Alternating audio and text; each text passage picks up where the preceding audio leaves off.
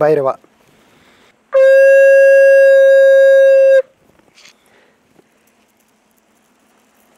ஏன் யாகத்தில் ஹோமத்தில் கலந்துக்கணும்? ஏன் ஒவ்வொரு கோவிலில் பிரதானமாக யாகம் பண்ணுறாங்க?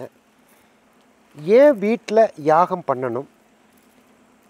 ஒரு வீடு கிரகப்பிரவேசம் பண்ணால் ஏன் யாகம் ஃபஸ்ட்டு பண்ணணும்?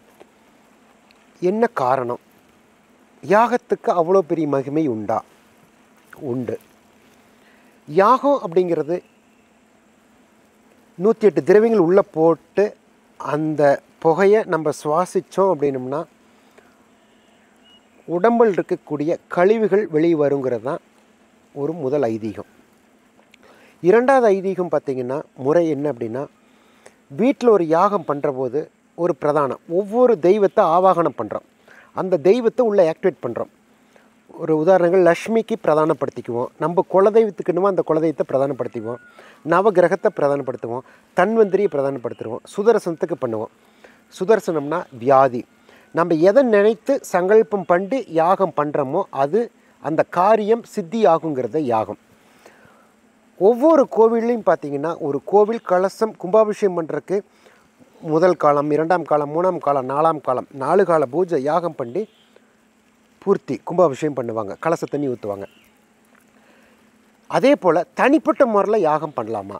நான் பண்ணிகிட்ருக்கிறது பார்த்திங்கன்னா தனிப்பட்ட முறையில் பண்ணுறவங்களுக்கே பார்த்திங்கன்னா அவங்களுக்கு ஏதாவது தோஷங்கள் இருக்கா?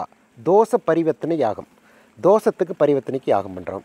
நவ கிரகத்தை ஆக்டிவேட் பண்ணுறதுக்கு யாகம் பண்ணுறோம். லக்ஷ்மி கடாட்சத்தை பலப்படுத்துறதுக்கு யாகம் பண்ணுறோம். இருக்கக்கூடிய கெட்ட நெகட்டிவ், அதாவது எது சங்கல்ப பிரதானம் பண்ணுறோமோ அதுதான் சங்கல்பம்னு சொல்கிறோம். சங்கல்பம்னா என்ன? பிரார்த்தனை. உங்களுடைய பிரார்த்தனைகள் என்னவோ அந்த பிரார்த்தனைகள் யாகம் ஹோமங்கள் பண்ணுற போது நெருப்பு ஜோலை எரிகிற போது உள்ள 108 திரவியங்கள் போடுற போது சாம்பல் ஆயிருங்கிறதா ஐதீகமே. இதுதான் நான் பண்ணுற தனிப்பட்ட முறையில் யாகம். வீட்டில் வருடத்தில் ஒரு முறை, அல்லது தொழில் நடக்கக்கூடிய ஃபேக்ட்ரியில் வருடத்தில் ஒரு முறை, அல்லது ஒரு காமனான ஒரு கோவிலில் பண்ணிவிட்டு அந்த தீர்த்தத்தை கொண்டு போய் நம்ம வீட்டில் தெளிக்கிறதோ, அல்லது அந்த தீர்த்தத்தை நம்ம ஜலத்தை நம்ம உடம்பில் போட்டு குளிக்கிறதோ அப்படி செய்தால் யாகத்தினுடைய சக்திகள் நமக்கு கிடைக்கும். எவ்வளோ பெரிய நெகட்டிவ் சக்தியாக இருந்தாலும் அந்த யாகத்தால் நம்ம நொறுக்க முடியும், கெட்ட விஷயங்களை வெளியே தள்ள முடியுங்கிறத யாகத்தினுடைய மகிமையே. கண்டிப்பாக யாகத்தில் கலந்துக்குங்க. எந்த கோவிலாக இருந்தாலும் சரி, வருட ஒரு பக்கம் வீட்லேயோ கோவில்லையோ யாகம்னு இருந்தால் அமர்ந்து யாகத்தை தரிசனம் பண்ணுங்கள்.